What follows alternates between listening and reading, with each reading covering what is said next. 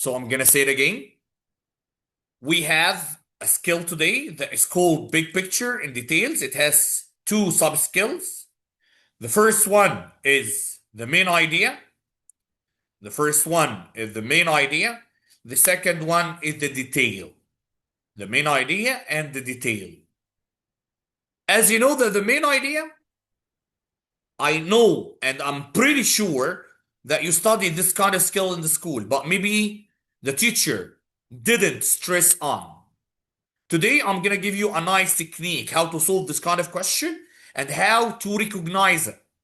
The second one is the detail. The detail exactly look like reading comprehension. Like, I'm going to give you now a small passage that I have already invented right now. I'm going to improvise it. Then I'm going to ask a simple question, a detailed question. My name is Tamer Gunaim. I'm a professor for English. I have 4 kids. I'm a manager for 3 schools. Then, now my question. How many children does Tamer have? So exactly you're going to return back to the text to find out that I said I have 4 children. So you're going to say that Tamer has 4 children. This is the detailed question. Doesn't have any kind of tricks or trickster. Directly you can get it. But the main idea is something difficult or something different. Let's find the question first in the main idea. The question in the main idea is going to be direct like that. He's going to ask you directly, what is the main idea of the text? What is the main idea of the text? Only yes. And like that, you know that this question asking about the main idea. What I'm going to do, if you remember when the teachers start teaching you how to write a topic sentence, we know that the topic sentence doesn't have a kind of fixed place, but some of the teacher decided that it can be the first or the last. The first or the last. We're gonna play on this kind of technique here. So what does it mean? That mean whenever I'm gonna ask you what is the main idea of the text, you're gonna read the first sentence and the last sentence. The first sentence and the last sentence. Unfortunately, this includes the whole text. But sometimes you're going to find bigger text, bigger than that. Because you know that we have 3 levels in our questions for SAT, for DSAT, level 1, level 2, level 3. So maybe there's level 1. Okay. Now, after I read the first sentence and the last sentence, you're going to get the one that near or summarize whatever is mentioned in the first and last sentence. Okay, Dr. Tamer, sometimes I got mixed between more than one answer. Like I can get 1 or 2 answers, and I read only first and last sentence. In that case, I'm not talking about the one that in front of you, because the one in front of you actually it's only 2 sentences. But I'm talking about others that consist of 5, 6 sentences. In that case, you have to read the whole paragraph. You're going to eliminate 2 answers and you still have 2 answers.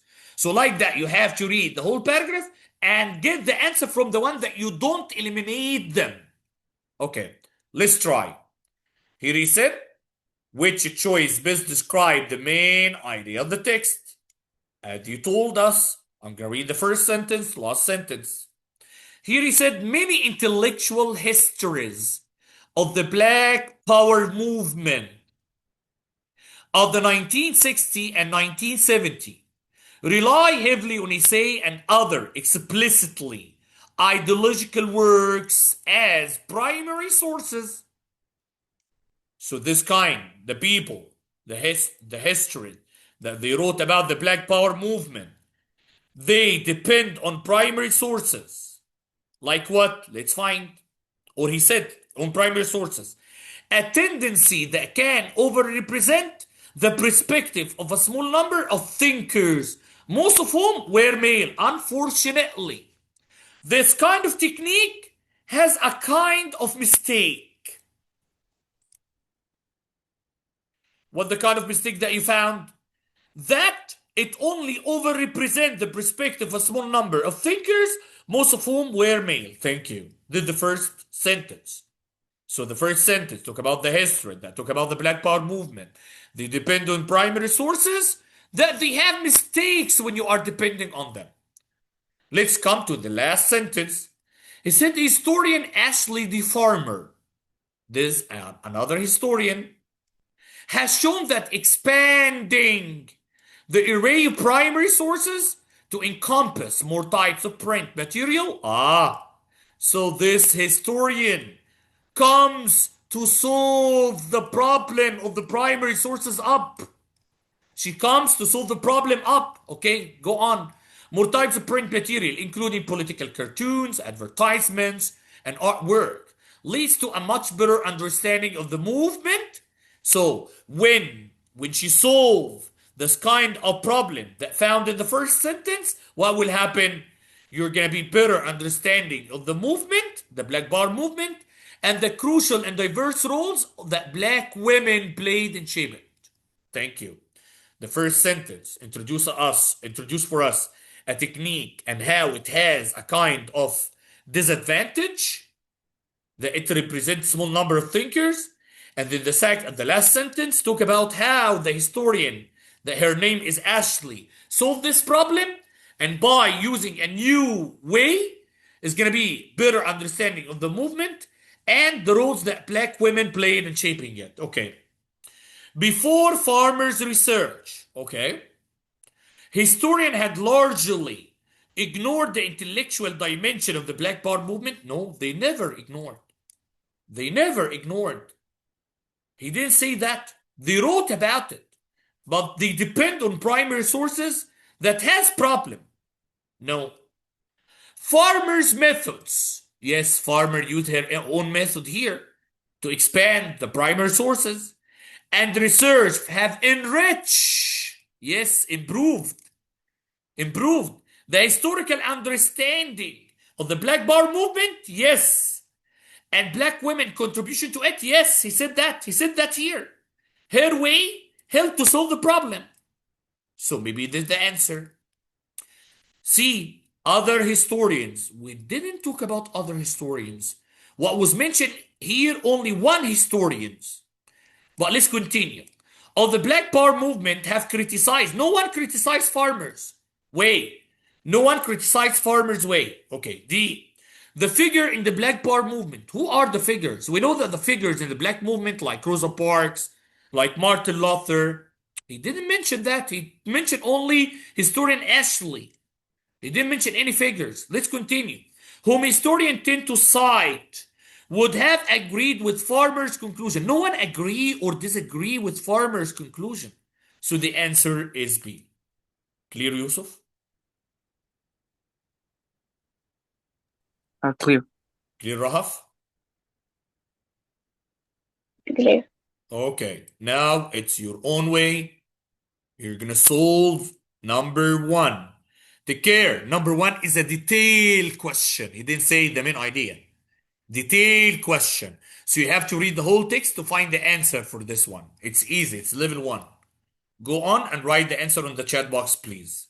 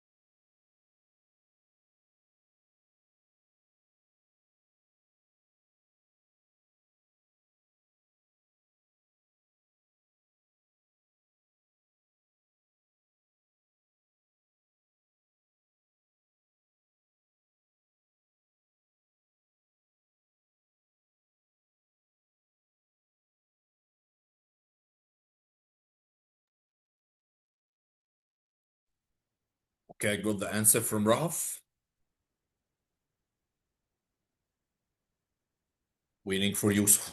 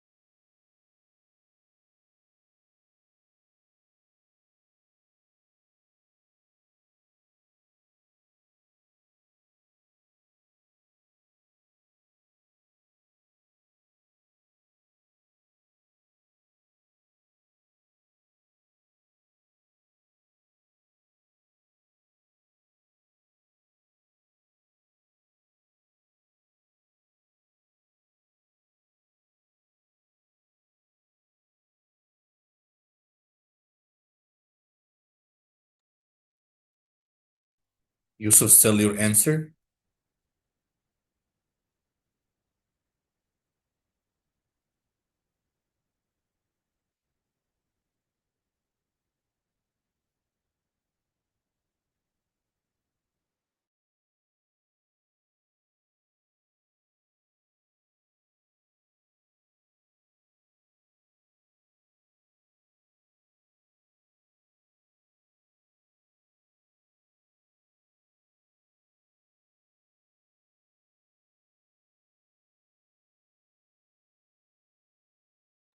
Is it hard, Yusuf?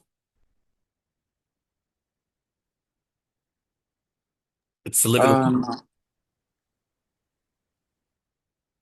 I'm waiting for your answer to be written on the chat box. It's a level one, really level one.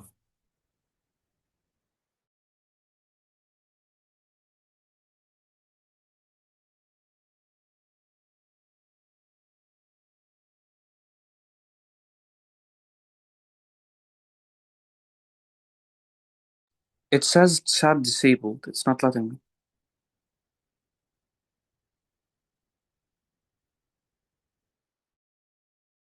Try it right now, Yusuf.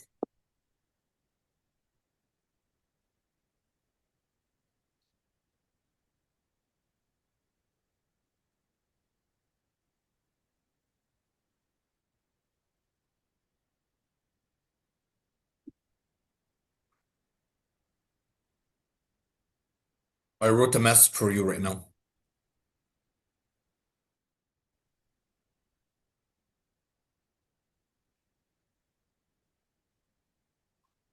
Okay.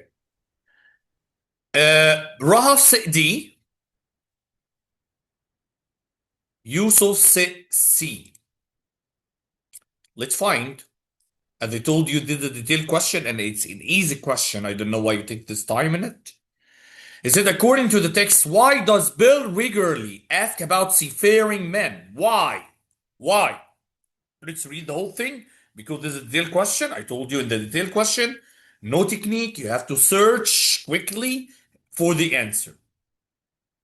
The following text is adapted from Robert Louis Stevenson's 1883 novel Treasure Island. Bill is a sailor staying at the Admiral Benbow, an inn run by the narrator's parents. Every day, when Bill came back from his stroll, he would ask if any seafaring men had gone by along the road. At first, and take care of the word at first, we thought it was the want of company. This at first, but we don't need at first. We need why, the truth. We thought it was the want of company of his own kind that made him ask this question. But at last, the truth. We began to see he was desirous to avoid them. So why he asked about seafaring men? He was desirous to avoid them. When a seaman did stay at the Admiral Benbow, as now and then some did, he would look in at him through the curtain door before he entered the parlor, and he was always sure to be as silent as a mouse when any such was present. So he didn't want to meet them. Let's look at A. He isn't sure the other guests at the end will be welcoming of sailors. He didn't say that. He's trying to secure a job as part of the crew on a new ship. He didn't say that. He is hoping to find old friend and fellow sailor that at first, and it wasn't right. It wasn't right. At last, they know that he was desirous to avoid them. So he doesn't want to encounter any other sailor unexpectedly? Yes. He wants to avoid them. He wants to avoid them. So the answer for Yusuf was wrong, for Rav was right. Yusuf, clear? Clear. Okay. Let's find another question and find, is it detail? Main idea. Main idea. So what we're gonna do, the first sentence and last sentence. If this include the introduction? No. So did the first sentence, did the last sentence. As I told you, if you missed between, or if you miss between more than one answer, you have to read the whole text. Go on and write the answer in the chat box, please.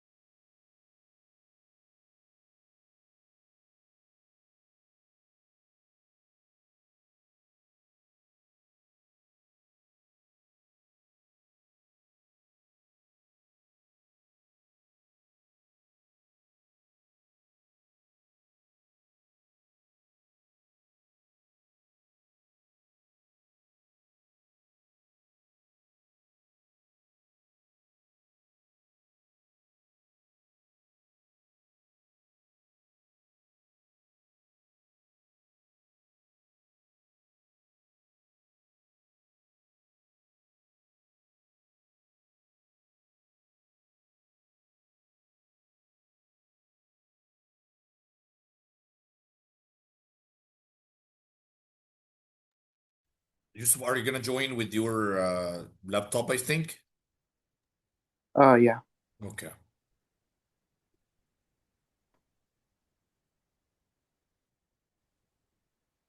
Recording.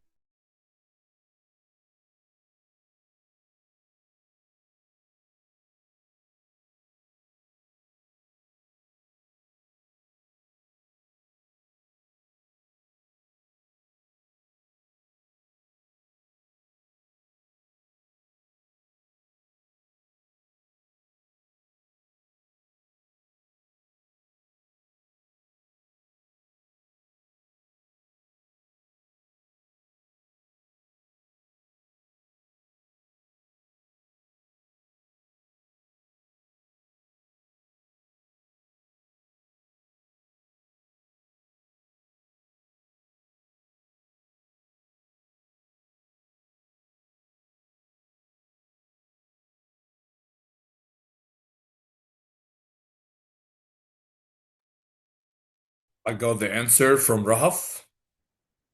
Waiting for Yusuf.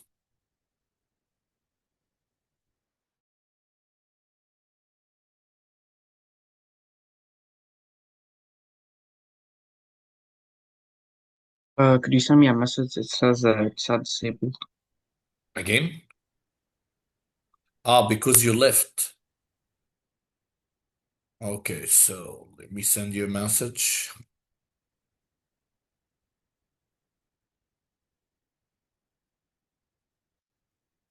Okay.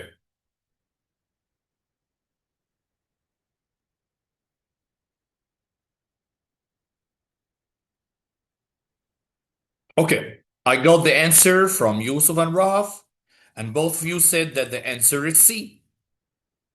Let's find that, right or wrong. Again, he said, which choice best state the main idea of the text? As I told you, whenever we come to answer this kind of question, read the first sentence and the last sentence. If we miss between more than one answer, read the whole text. So here is, okay, don't include the introduction in. He said Pierre was ungainly.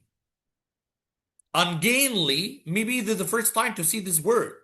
But un means no, not. Gain, not gaining. So it's something negative. According to that one, it's something negative. Here, when he rose to go, he took up instead of his own the general's three-cornered hat and held it, pulling it at the plume, till the general asked him to restore it. Okay, so he did something actually that is bad also. So Pierre is deliberately unpleasant to others? Maybe. Maybe he's unpleasant to others. Pierre has an excessively formal manner? No, no formal. Formal is something positive. Pierre is physically and socially awkward? Maybe. Yes, he said ungainly, and here he took the hat or the general three-cornered hat. Pierre has a good sense of humor? No, I think this is positive. So we are between A and C. So in that case, you have to read the whole text. He said the following text adapted from Leo Tolstoy, 1869 novel War and Peace, translated by Lewis and Aylmer Maude in 1922-23. Pierre was ungainly, stout, about the average height, broad, with huge red hands. He did not know, as the saying is, how to enter a drawing room and still less how to leave one. He's crazy. He doesn't have a brain, and that's fine. That is, how to say something particularly agreeable before going away. Beside this, he was absent-minded. Aha! Absent-minded. When he rose to go, he took up instead of his own the general three-cornered hat and held it, pulling it at the plume till the general asked him to restore it. Wait, Dr. Tamer. Are we going to return to B and D? No. Done. You cancel them. You eliminate them. Don't return to them. So we're going to go to A and C. Pierre is deliberate, unpleasant to other. He didn't say unpleasant. He is absent-minded. So the answer is right for both of you. Pierre is physically and socially awkward. Let's go to number 3. And number 3 again, it's a detailed question. Detailed question. This level 3, take care. This level 3. Go on. Write the answer on the chat box.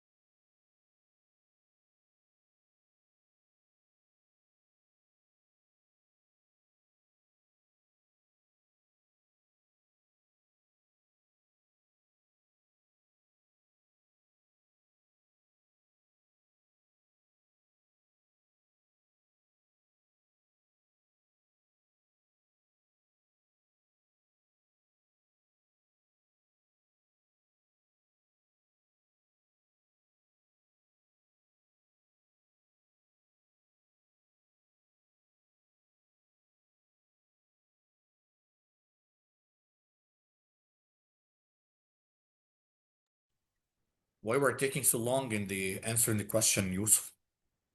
I got the answer from Rahaf also. Waiting for Yusuf. Okay. I think both of you also agree that the answer is B. Yes. Let's find that you're right or wrong. Is it based on the text? How do people in the capital of Mexico?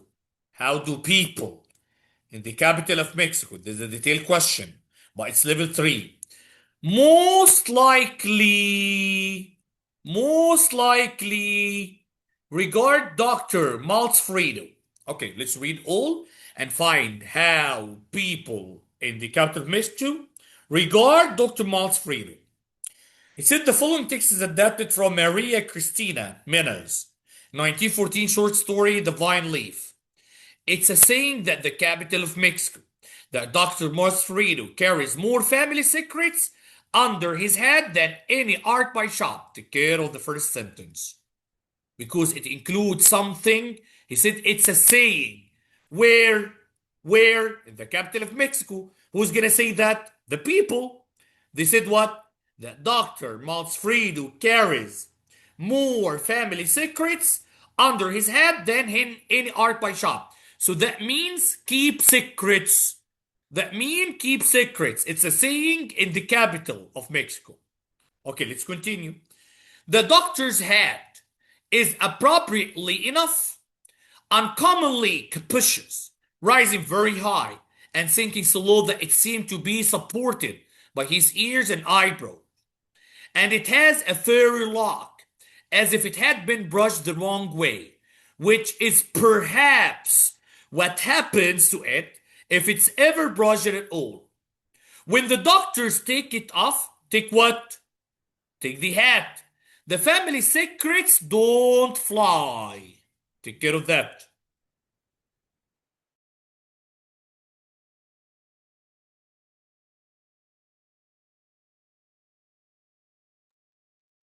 The family secrets don't fly. So he's still explaining or describing his appearance. He's still describing his appearance to tell us about that he keeps secrets. Like a flock of parrots, but remain nicely bottled up beneath a dome of old and highly polished ivory. Okay, so now I know that what most of the people in capital of this country of Mexico regard him, that he keeps secrets. Most of them said that he keeps secret. Okay, few feel concerned that he will divulge their confidences. Divulge is one of the word that we studied today. Divulge is one of the words that I asked Raf about. Okay, divulge means to clarify, to say, to uncover.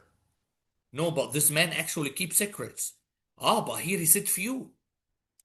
Here he said few. He talked about the topic of confidences, of secrets. And he said few feel that he can clarify their secrets. But most of them said he can keep secrets. Yes, maybe. Maybe. It took about the same thing that we're talking about. Your answer. Many have come to tolerate him despite his disheveled appearance. I don't care about his appearance because he's just explaining or describing his appearance from the head and the ears and the hat to tell us that he keeps secrets under this hat. Even after he take the hat off, the family secrets don't fly. So I'm not talking about that the people will tolerate him or not. Most would be unimpressed by him were it not for his professional expertise. He didn't say that the people are going to be impressed or unimpressed by him. He just announced that it's a saying that he keep more family secrets. Some dislike how freely he discusses his own family. He never discusses. He keeps secrets. So the answer is A. Clear, Yusuf?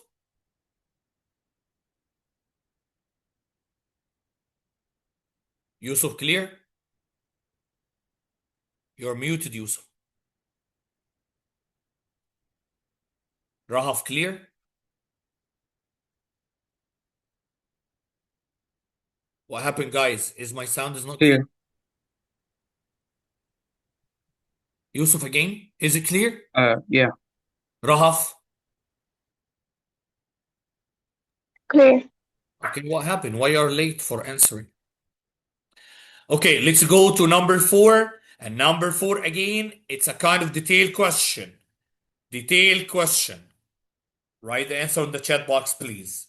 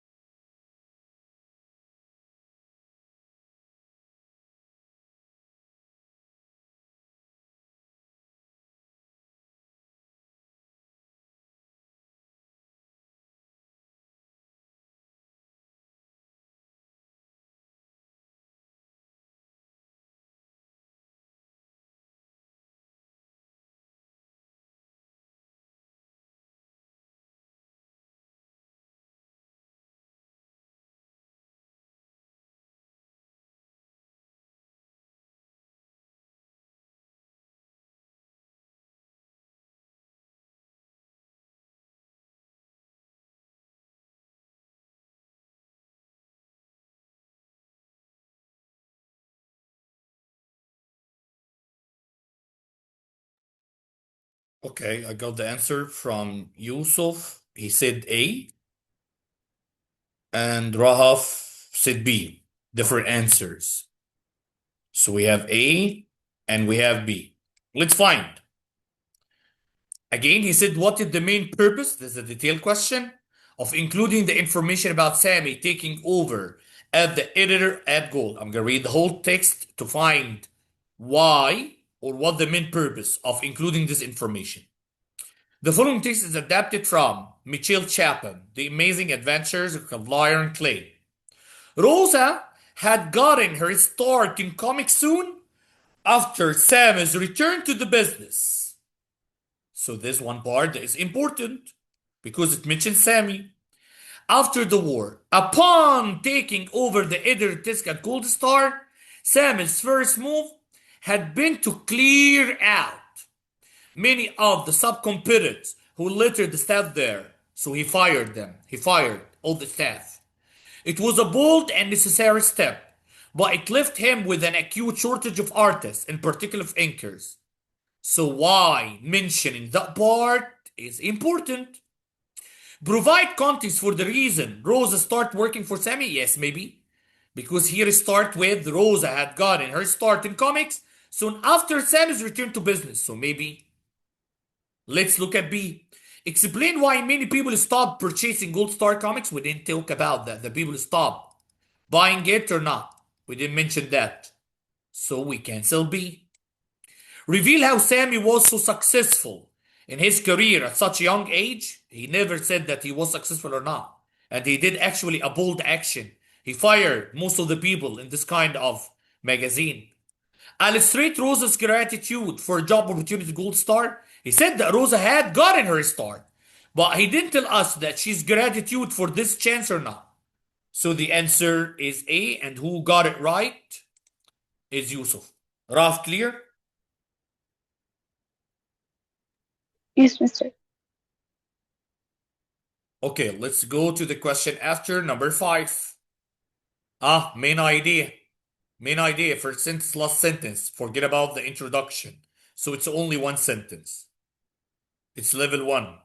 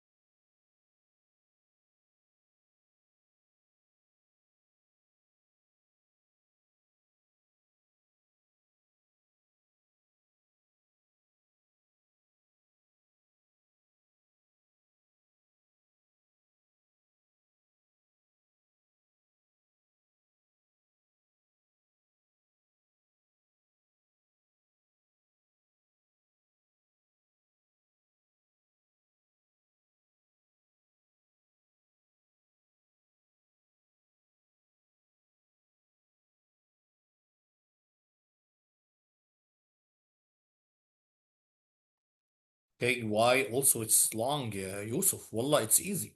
I got the answer from Rahaf.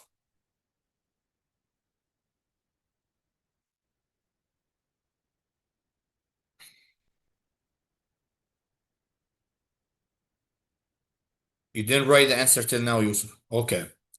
So Rahaf sit C, Yusuf sit B. This level 1. This level 1. Let's find it. He said what the main idea? So the first sentence and last sentence, we don't have two sentences, we have only one. He said Rose Saxon, the queen of romance comics, was at her drawing board in the garage. He's telling us the setting. And it looks like an introduction of her house in Bloomtown, New York. Reveal specific information about Rose's conflict. Later in the passage, he didn't talk about any kind of conflict. Provide a brief introduction to the women's comic book industry. He didn't talk. Yeah, it's an introduction.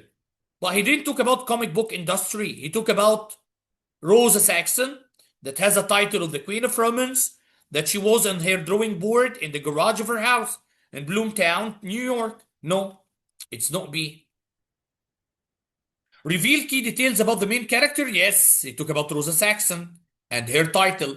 And setting, yes, here the place. So it can be C. Provide a flashback to Rosa's life before she became wife and mother. We didn't know actually. He doesn't mention that here. So the answer is C. Who got it right? Is Rahaf. Clear, Yusuf? Yeah. Okay. You have homework for next time.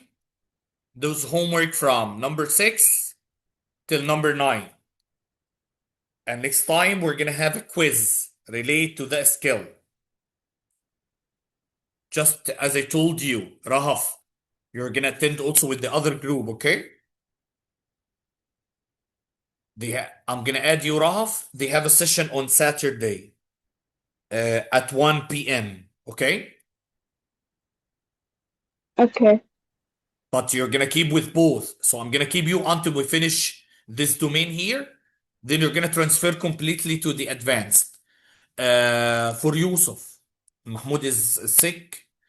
So you told me that the last day for you on Sunday, that right?